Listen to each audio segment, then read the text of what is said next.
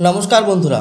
ভারত ধীরে ধীরে তার সমস্ত ফায়ার পায়ার নিয়ে পাকিস্তান সীমান্তে মোতায়েন করা শুরু করে দিয়েছে। আর ভারতের এই অ্যাগ্রেসিভ পদক্ষেপে পাকিস্তানে মাতম শুরু হয়ে গিয়েছে। পাকিস্তানিদের এখন এই কথা মনে পড়ছে যে কদিন আগে আমাদের প্রতিরক্ষা মন্ত্রী রাজনাথ সিং এবং সেনাপ্রধান বলেছিলেন যে পাকিস্তান এবার কোনো প্রকার চালবাজি করলে ইতিহাস এবং ভূগোল থেকে দেশটিকে মুছে ফেলা হবে। তাহলে ভারত এবার ঠিক সেই পথেই তো হাঁটছে না? কারণ পাকিস্তান সীমান্তে যে মাপের প্রস্তুতি ভারত নিচ্ছে তা শুধু পাকিস্তানকেই নয় বরং সারা বিশ্বকে অবাক করে দিয়েছে। তো চলুন দেখে নেওয়া যাক যে কী এমন ঘটনা ঘটছে যার জন্য পাকিস্তানের নিঃশ্বাস আটকে যেতে বসেছে। প্রথমে স্ক্রিনে একটি নিউজ দেখুন। আগামী 30 অক্টোবর থেকে 10 নভেম্বর অর্থাৎ 12 দিনের মতো একটি লম্বা চওড়া সময় সাপেক্ষে ভারত একটি নোটাম জারি করেছে। যারা জানেন না তাদেরকে বলে দিই, নোটাম অর্থ হলো নোটিশ টু এয়ারম্যান। সোজা কথায় যে এলাকায় নোটাম জারি করা হয় সেই এলাকার বায়ুসীমানায় সব ধরনের প্রাইভেট ফ্লাইটগুলিকে বন্ধ করে দেওয়া হয়, যাতে করে কোনো মিসাইল টেস্ট বা যুদ্ধের মহড়ার সময় দুর্ঘটনা না ঘটে। এবার সেই এরিয়ার চিত্রটি দেখুন যেখানে নোটাম জারি করা হয়েছে। পাকিস্তানের সাথে লাগানো গুজরাট এবং রাজস্থানের একটি বিশাল এরিয়া জুড়ে এই নোটাম জারি করা হয়েছে। এই বিশাল এরিয়াতে Bharat tri service war exercise শুরু করতে চলেছে, অর্থাৎ ভারতীয় স্থলসেনা, বায়ুসেনা এবং নৌসেনা একসাথে যুদ্ধের মহড়া চালাবে। এই মহড়ার নাম দেওয়া হয়েছে এক্স ত্রিশূল। এই যুদ্ধ মহড়ার উদ্দেশ্য হলো শত্রুপক্ষের আক্রমণকে তিনও সেনা মিলে কিভাবে রুখে দিবে, প্রয়োজনের সময় তিনও সেনা কিভাবে নিজেদের মধ্যে সমন্বয় সাধন করবে, কিভাবে শত্রুর ওপর আক্রমণ চালাবে এবং আমাদের সেনারা যেসব নতুন নতুন সমরাস্ত্রে নিজেকে সজ্জিত করে চলেছে সেসব কিভাবে একসাথে ওয়ার্ক করবে, এসব বিষয়ে প্র্যাকটিক্যালি এক্সপেরিয়েন্স করা। ভারত যদিও এটিকে যুদ্ধ মহড়া বলছে, কিন্তু পাকিস্তান এটাই ভাবছে যে ভারত এই বাহানায় আবারও হামলা না করে দেয় তাদের ওপর। আর এই ভয়ের কারণেই তারাও 28, 29 অক্টোবর অর্থাৎ 2 দিনের জন্য একটি নোটাম ওয়ার্নিং জারি করেছে।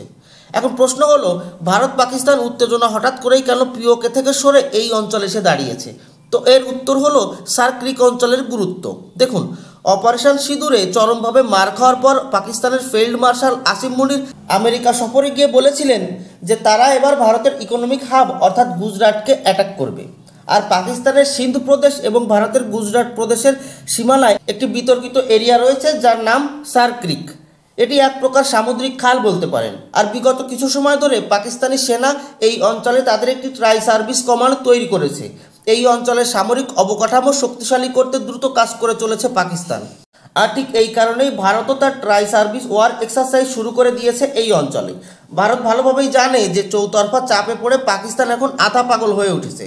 একদিক দিয়ে ভারতীয় সেনা, অন্যদিক দিয়ে তালিবান, সাথে সাথে পাকিস্তানের ভেতরে থাকা টিটিপি, বিএলএ, এসব সংগঠন পাকিস্তানি সেনাদের কুকুরের মতো মারছে। আর পাকিস্তানিরা যেন মরার আগে জল না পায় তার জন্য ভারত তো পাকিস্তানে বয়ে চলা নদীর জল আটকে দিয়েছেই, এখন আফগানিস্তানও কুনার নদীর জল আটকাতে চলেছে, তা আবার ভারতের সাহায্যে। তো যে দেশ এমনিতেই তিলে তিলে শেষ হয়ে যাচ্ছে সে যে শেষবারের মতো অ্যাটাকের চেষ্টা করবে না তা ভাবাটা খুবই বোকামি হবে। তাই এবার যদি পাকিস্তান কোনো প্রকার দুঃসাহস দেখায় তাহলে সেই সুযোগেই যেন পাকিস্তানকে বিশ্বের মানচিত্র থেকে গায়েব করে দেওয়া যায় তারই প্র্যাকটিস করছে ভারতীয় আর্ম ফোর্স। তবে ভারতের নোটাম ওয়ার্নিং এখানেই থামছে না। ভারতীয় নেভি কর্ণাটকের কারওয়ার নেভাল বেজের পাশেই আরও একটি বিশাল নোটাম জারি করেছে। এই নোটাম ওয়ার্নিং মূলত একটি নেভিগেশনাল ওয়ার্নিং। এখানে ভারতীয় নেভির অটোনোমাস সিস্টেমগুলির পরীক্ষা করা হবে, অর্থাৎ ভারতীয় নেভির কাছে যেসব drones, unmanned surface and unmanned under water vehicles রয়েছে সেগুলোকে পরীক্ষা করা। আর যুদ্ধের সময় যখন এইসব আনম্যান্ড ভেহিকেলগুলোর প্রয়োগ হবে তখন ভারতীয় সেনার ক্যাজুয়ালিটি এড়ানো সম্ভব হবে। সব মিলিয়ে ভারতীয় সেনা একেবারে তৈরি হয়েই বসে আছে শিকারের অপেক্ষায়। দরকার শুধু একটি সুযোগের। আর পাকিস্তানের যে চরিত্র তাতে তারা সুযোগ অবশ্যই দিবে এবং তা খুব দ্রুত। আর তাই তো দেখবেন ভারতে কিছুদিন থেকেই অপারেশন সিঁদুর পার্ট 2কে নিয়ে অনেক কথা হচ্ছে। আর সরকার এবং সেনা তো আগেই ক্লিয়ার করে দিয়েছিল যে অপারেশন সিঁদুর এখনও শেষ হয়নি, শুধু সাময়িক সময়ের জন্য বন্ধ রাখা হয়েছে। তবে আপনাদের কাছে কি মনে হয়, এবার অপারেশন সিঁদুর কি আফগানিস্তানের সাইড থেকে শুরু হওয়া সম্ভব? কারণ বাগরাম বেস তো ভারতের দখলে চলে আসছে। কমেন্ট করে জানাবেন।